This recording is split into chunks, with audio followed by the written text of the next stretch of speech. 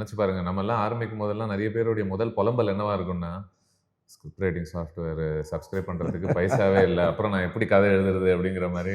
இவர் என்னடா இன்னும் வேர்டில் எழுதிட்டு இருக்காரு. அவர் இன்ஃபேக்ட் ஜோக்கா சொன்னார், நான் வந்து வேர்டு யூஸ் பண்ணாமல் இருந்தேனே ஒரு 4-5 படம் எடுத்திருப்பேன் அப்படின்னு வந்து ஒரு இடத்துல சொல்லியிருப்பாரு.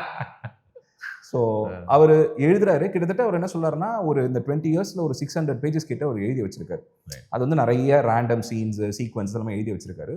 அதில் ஆல்மோஸ்ட் வந்து 100 தான் எனக்கு தெரிச்சு, 100 பேஜ் தான் எனக்கு வந்து அது யூஸபிளாக இருந்தது. எனக்கு படிக்கும் போது அது வந்து ஓகே, இதை வச்சு நம்ம யூஸ் பண்ணலாம் அப்படின்றது.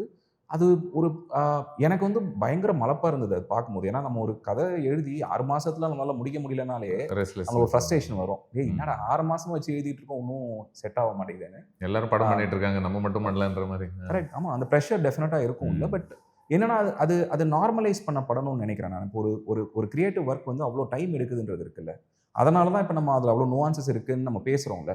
ஏன்னா அது அகெயின் அண்ட் அகெயின் அந்த ஐட்ரேஷனில் போய் வர அது ஏதோ ஒரு விதத்தில் அது வந்து தன்னை புதுப்பிச்சுக்கிட்டே இருக்கு ஓவர் த இயர்ஸ். அண்ட் அவர் பிடிஏக்கு வந்து அந்த டைமில் ஒரு கல்யாணம் நடந்திருக்கலாம், குழந்தை பிறந்திருக்கலாம், அவரோட பர்சனல் லைஃப் டிப்ரெஷன் உள்ள போயிருக்கலாம். என்ன, it's a long period of time. ஆமாம்.